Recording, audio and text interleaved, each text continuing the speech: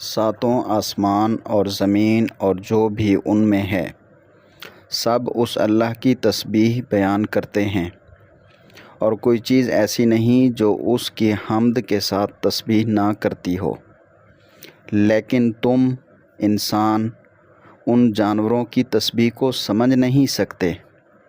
سورہ بنی اسرائیل کے اندر ہے۔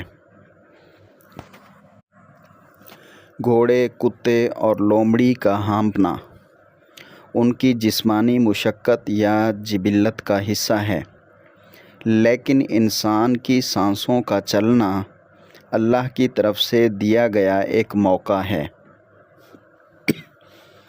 گھوڑا اپنی وفاداری اور دوڑنے کی محنت کے لیے جانا جاتا ہے۔ کتا اپنی پاسداری اور شکر گزاری مالک کے لیے مشہور رکھتا ہے۔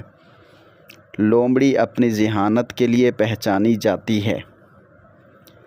اگر ہم ان جانوروں کی طرح اپنے حقیقی مالک اللہ عز و جل کے وفادار بن جائیں، اس کی تسبیح بیان کریں، اس کی نعمتوں پر شکر گزار رہیں اور اپنی عقل و ذہان